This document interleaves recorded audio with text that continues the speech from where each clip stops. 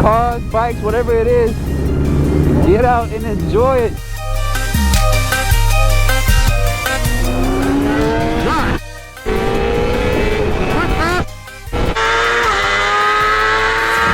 What is going on, my good people? We are going to move right along here. Today we are swapping out the levers. This bike already has some nice Pazzo levers, but the reason that I'm swapping it out, I'm assuming that the ones that I have are lighter. We'll find out here in just a second. And the design of this shorty Pazzo lever is not working to my advantage, and I will go into details on these style of levers and as we go along.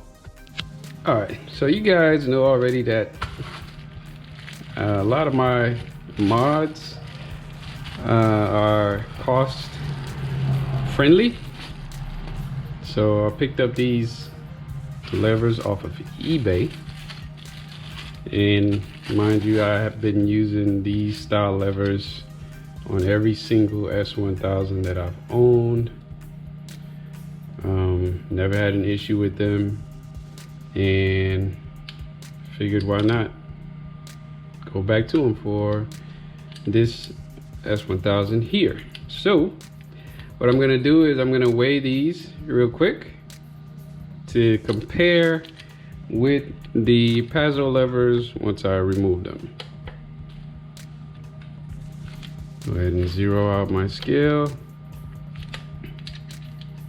Okay, drop that on here. Do it this way.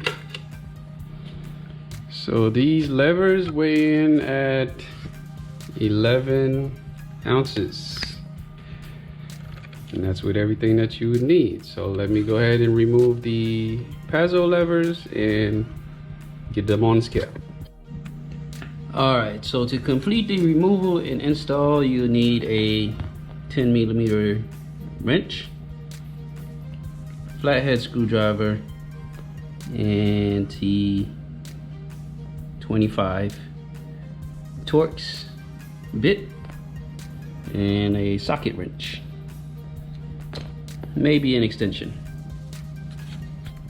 All right, you may also want to place the bike on a rear stand just to keep it steady, or you can keep it on the kickstand, but I don't like the idea of working on a bike leaning over, so I place it on a rear stand, and we are going to start on your brake lever.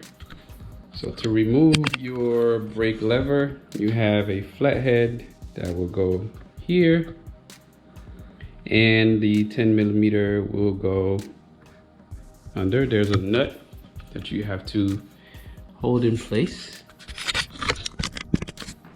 Don't know if you guys can see that. Maybe if I turn it this way, it will be this guy back here.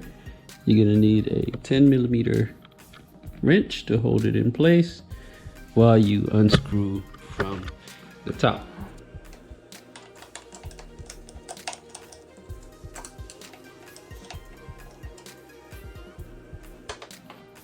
Okay, got the nut out.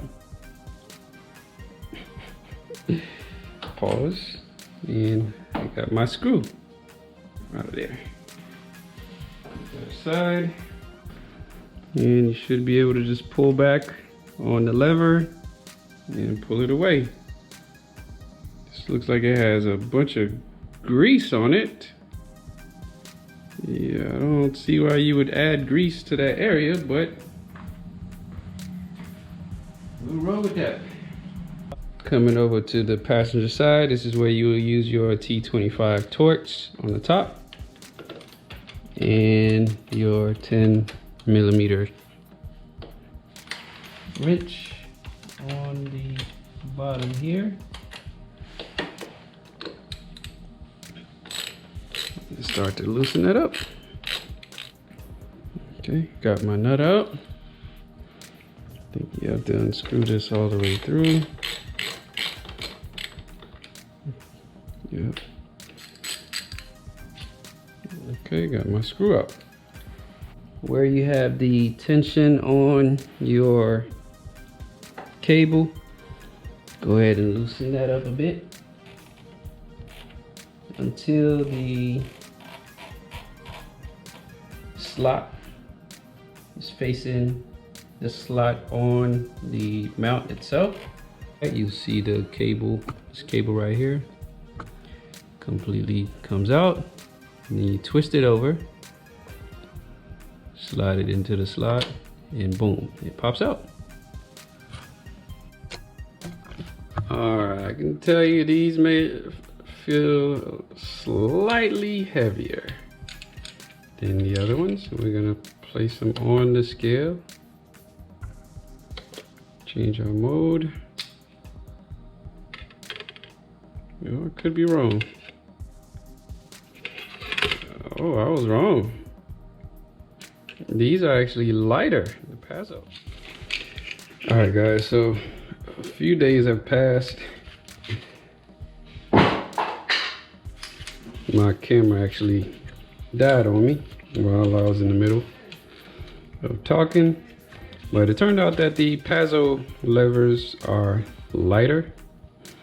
But one thing to take note, whenever you are switching your levers on the S1000, there's a micro lever here. See this little lever here, this little guy? You have to remove this guy in order for your quick shifter to work properly. So this one, it's a really small hex screw that's in there. So you just unscrew that, it pops right off. So I'm actually going to take off the hex screw altogether and put it back on the Pazzo levers, because I'm assuming that's what it came with. And these actually came with a Phillips screw. So go ahead and switch my bit. Take the Phillips screw off and place this back on. Now you can see in the inside of the micro lever, it is a unique shape in there, and the actual I guess arm that holds the micro lever also has the same unique shape. So it should fit right in exactly how it should be. There's no adjustments that you need to make, and you just simply screw it back on. Okay, and if you do not own one of these tiny screw sets, or screwdriver sets, you pick one up from Walmart, $5–10, very helpful set. Anyways, so moving on, you guys are probably wondering, why am I even switching to these levers? For one, they look better, but with roll racing, the type of roll racing that I do, a lot of my racing is on the top end, top speed runs.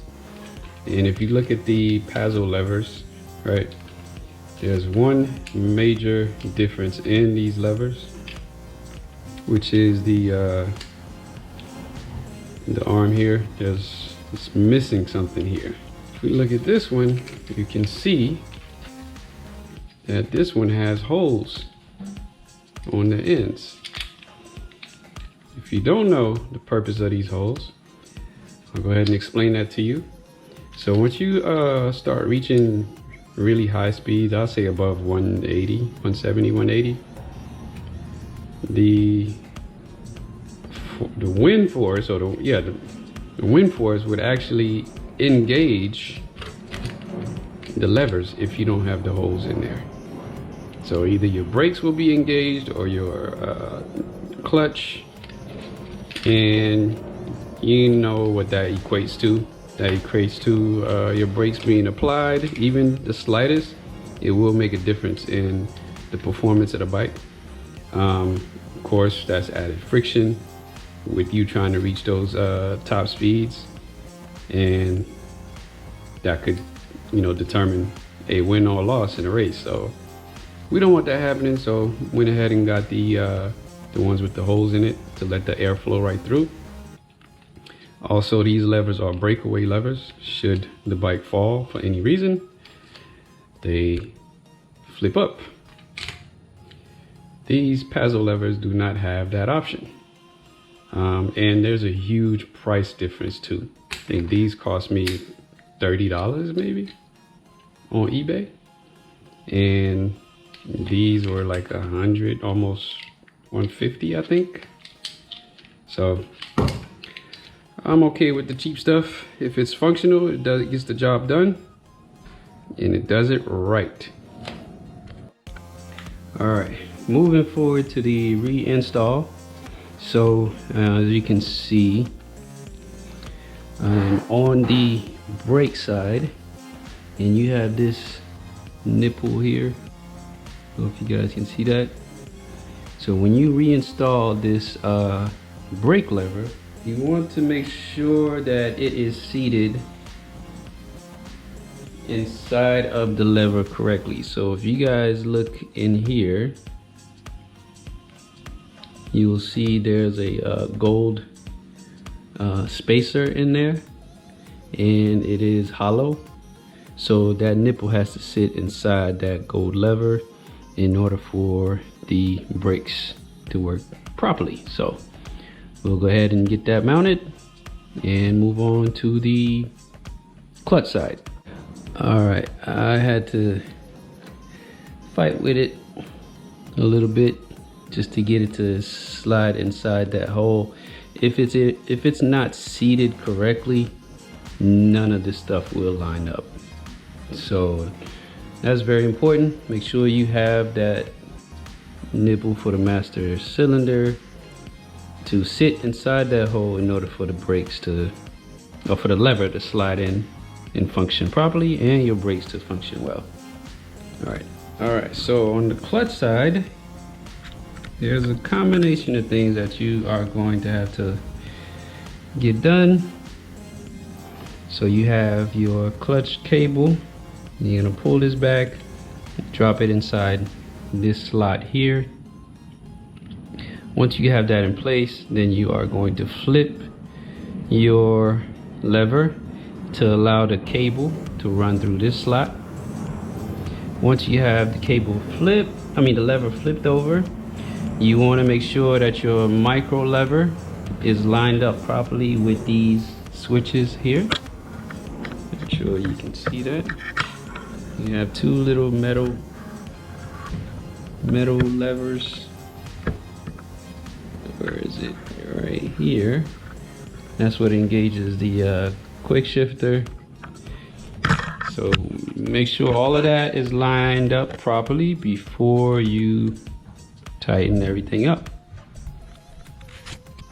All right, once you have everything locked in and secure, go ahead and do a quick test. These actually extend out and back in, this part here, but I'm gonna keep it short. Go ahead and take the bike out for a little ride and test everything out. You may want to cycle through all the gears a couple times just to make sure that the quick shifter is working properly. But other than that, everything else looks good. And they look better than the Pazos too.